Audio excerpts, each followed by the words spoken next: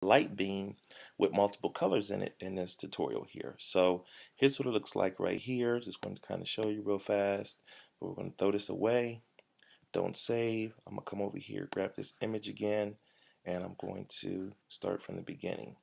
Now, I will provide this image below so you can download this image and follow along with me.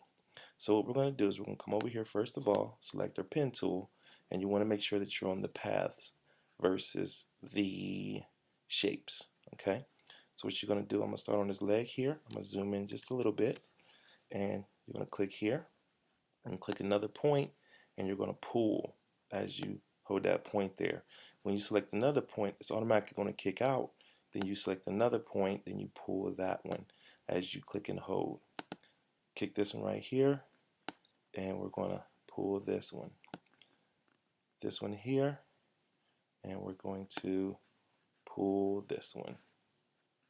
Oh, pulling a little bit too much there. My line's getting a little bit crooked there, so I'm going to go back a little bit, and I'm going to really kind of control it there. Then I'm going to get this one right here. You can pull each line if you desire, and I'm just going to go to his head here, and I'm going to pull this one right here the opposite way. So now what we're going to do is we're going to create a new layer, and what we're going to do is we're going to select our brush, hit the B key, double click if you're using a Mac there, or right click, and you're going to select your brush that you want to use. So you can use any type of brush, and just make sure that you bring your brush down. You don't want it to be huge, a big brush, really small brush. What I usually like to do is I went over to a website that provides brushes for Photoshop. You can just type in brushes for Photoshop and you'll find them all day. Here's a 10, already kind of with a little bit of a tilt on it. So now that I have this brush selected, I'm going to hit the P to go back to the pen tool, right click on this path, and I'm going to say stroke the path. I already have my red color selected here, and I'm going to just hit OK, and then I just hit enter, and it's non-destructive. So that path is on its own layer there. Now what I'm going to do is you can create a mask, because black hides and white reveals. So go back to our brush tool. We're going to bump that brush up by hitting the bracket key. I'm just going to select just a regular old brush, hard brush there, and I'm going to bring that size of that brush down a little bit by hitting the bracket key. And when you click here and you erase it, well, you mask it out anyway. Let's go ahead and zoom in,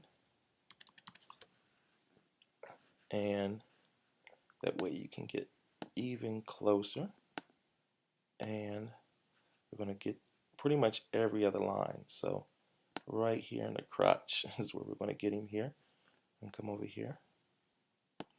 And I watched so many Photoshop tutorials on learning how to do stuff, and it's almost like those tutorials where they show you how to do stuff but they don't talk through them are so annoying.